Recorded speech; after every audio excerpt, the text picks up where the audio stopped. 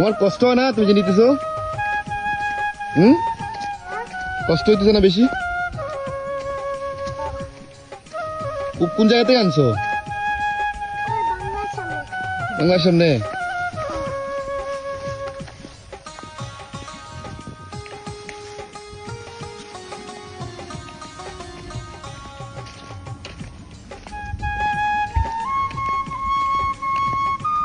কখন গেছিলা কখন?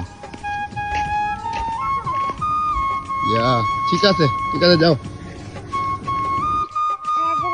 সারাজুরি কি?